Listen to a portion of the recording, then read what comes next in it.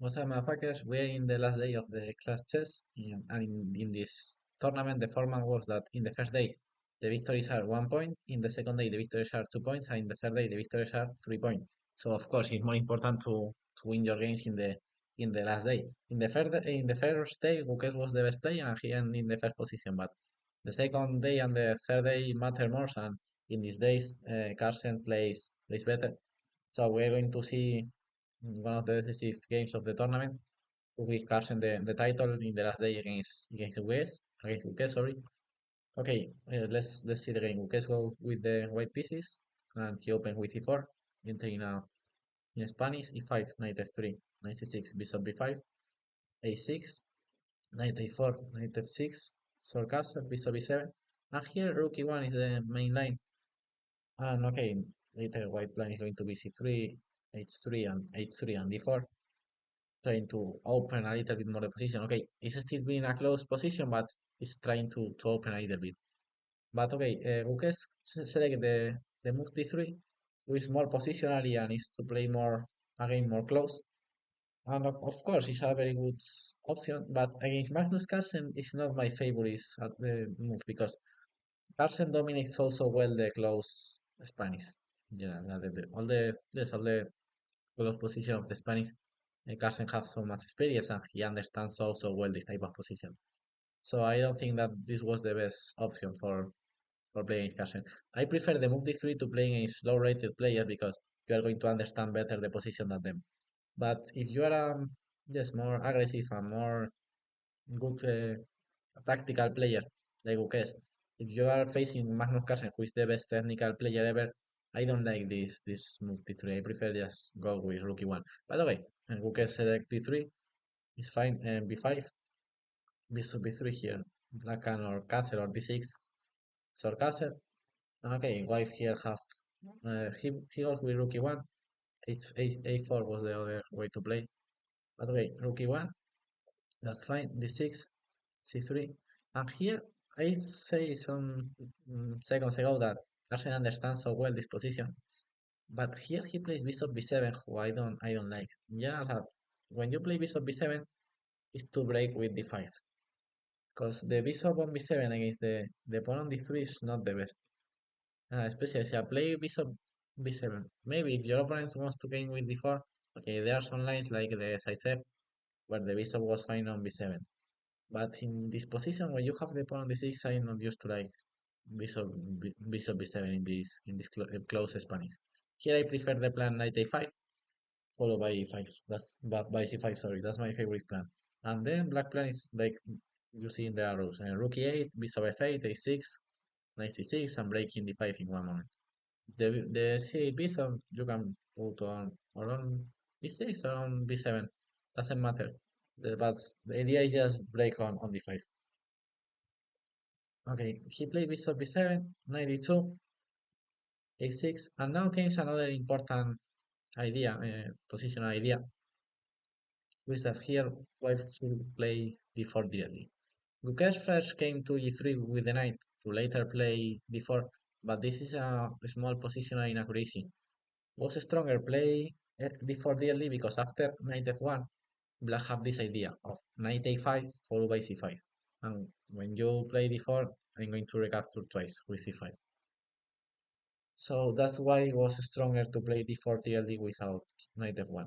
And that's why black should play knight a5 and c5. To after d4 can capture twice with the pawns. Capture and capture. And okay, now black plan is the same. Rook e8, bishop f8, bishop b7, and rook c8, and black is fine. And that's it. In this position, we're going to fall many times in the Spanish and everything matters. Everything is about the development. Okay, the structure is not like okay, white is better for the structure, black is better. Okay, it's just about the tempos. If white here have more tempos and more development, white could be fine. But if black have good development and can to f8, you want to be 8 with the bishop, the black is going to be fine. So the evaluation of the position used to be so much about the development. If black have time to place all his pieces well or if not. But okay, like I told, d4 here was the best move. knight f1 here, knight a5, followed by c5 was the best to defend. Carlsen doesn't understand that, and he played rook e8. And again, the Gukesh best move was d4, because after knight g3, like he made, here black can respond with knight a5, a strong move, bishop c2 and c5. Okay, let's see a little bit what happened after all this trade. Just black can attack the bishop. No, no, not attack the bishop, but okay. Place a rook in open 5, knight c6, because the knight is misplaced on a5. Bishop b4 and just take, and the position is more or less equal. And maybe white is slightly better, but okay, it's more or less fine for black. Bishop f8, but not the best move. And finally, Gukesh understand that he should play d4. Okay, of course, here d4 was easier because now you place perfectly your knight. This bishop, oh, the b7 bishop is no more coming to e4, so now you can play d4. Other of the problem of play bishop b7 so early is that now white is never going to play h3. Black, white shouldn't play h3. Because, for example, if the bishop was on c8, here black can play bishop g4, putting problems in this diagonal. But okay, with the bishop on b7, white shouldn't care anymore of some bishop d4, so he doesn't need to play h3. Okay, finally Magnus playing knight a5, bishop c2 and knight c4. The idea of this plan is just king with the knight to b6, but okay, you're going to think that the knight on b6 is not an incredible knight, who is true, but the principal black idea is that move the knight from c6 to can advance the pawn to c5 or to cc after some d5s. So just the knight is misplaced on c6, but it's all because black wants to push this pawn. Okay, knight a5, knight c4. Here Gukesh play b3, who is the best move. I analyze a little bit a4, who is uh, logical in this position, but here d5 was a good response. Knight a, d4, knight g4, but okay, white is slightly better too. But okay, b3, very good response of Gukesh. Knight b6, and now Gukesh break on a4. So here is not the plan. Okay, it's a typical move, but white have better ideas. Like for example, bishop d2 was a move that I like. A5 could be the black plan, and now bishop d3, still improving the bishops. C6, and now yes, the idea is still improving the pieces with rook b1 or queen c2, for example, h3, or c4, who is the breakthrough that we want to make. So that's the idea is just prepare the breakthrough c4. See, a4 here was not the idea. Because after take and a5, good move by Carlsen, black is more or less equal here. Bishop d3, queen c8, very good move. And now, okay, Carlsen made a mistake with d5. Here was better just play h3 and maintain the bishops over the board. d5 is not the best because c6, very good breakthrough. And just the black position is fine because he's attacking on d5. His file is open. The knight is well placed on b6. The pawn is well placed on a5 too, so black position is completely fine. If c4, who is the okay, c4 is the typical move against c6. If you cannot play c4 against c6, it used to be good for black. But here, black have a good development with bishop a6 and now knight d7, taking this square for the knight. Yes, one of the huge advantage of black position is that he has this square for the knight. That's why I don't like the move a4. Because after a4 and then d5 later, he's giving the c5 square for black. I made this mistake once in a self game. In okay, I'm going to show us more or less fast. Okay, this was I don't remember, but maybe it was the six here. Okay, yes, was the six here. Yeah, I'm not going to remember where I think, but bishop d7, rook e1, bishop e7, like d4. I played. The game was something like this. I think, and in this position, my opponent makes the plan of a5, a4, and a3. Okay, and after I take, okay, white is not bad here. No? The position is playable for both sides. The problem is that I don't know what my opponents do. Okay, he played rook 8 or something. I don't exactly remember. And here I played d5, which is a mistake. Why? Because now I'm giving my opponent the squares on c5. So because I haven't any pawns on before on the b5, sorry. So when you haven't pawns on the b5, used to be a bad idea to play d5. I learned that in this game against Michel. And this game was the first Spanish that I lost in 2 years. So I learned so much with this game. 1 second, I make something, but 1 second. I just delete delete the game. So 1 second, more. So make d5 with your when you haven't any pawns on the b5 used to be a bad idea. Second, I lost the game.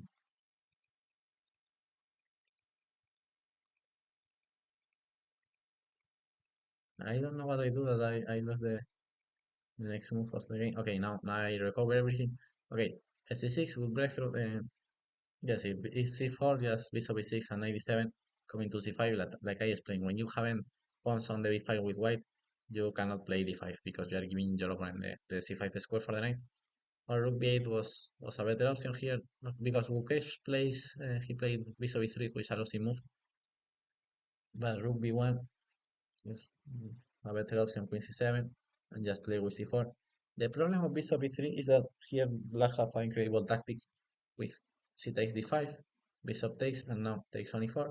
If you take with the knight, very good move. Bishop takes e4, bishop takes, the knight takes, rook takes, and queen c6, attacking the rook and the bishop, and you cannot defend those. And if you try queen b1, here I think that just rook b8 is enough. And if bishop b4, here we can take with the knight, take and queen c6. So here Magnus could have the decisive advantage if he saw this tactic. He missed the tactic. Now he just removed the knight. c4, bishop a6, good move, attacking this pawn and especially not avoiding c5. Okay, not avoiding, but yes, you prefer the bishop on e6 when capture on d3. Okay, h3, rook b8, good move, placing the rook in the open file. Here, okay, the machine prefer bishop f1, queen e2 is a normal move. Here, black is better now, of course, and black having the advantage because he has this open file. The principal problem of white is that he have no breakthroughs in the center. So, okay, I could have more space and these pieces can look well, but I have no good breakthroughs. Apart, black have this square for the knight. This bishop is passive, and he have all his pawns in front of him. The rook is center on the open file. Knight c5, good move of Magnus. Bishop takes, d takes. Here was better to play knight d2 or take on c6, queen c2 bad move, rook b4, bishop f1, d6, and now the last mistake of, well, not the last mistake, but yes, yes, one decisive mistake of Gukesh was play rook e d1. Was better to game with the other rook. The principal problem of rook e d1 was that here black have this strong move, c takes d5, and if white takes with the c pawn, just c4. Open the dark square bishop and closing this bishop, and here black is winning. And if white takes with the a pawn, you have e4. That's why it was better to just game with the other rook to d1 instead of with the a rook to can defend the e4 with the e1 rook.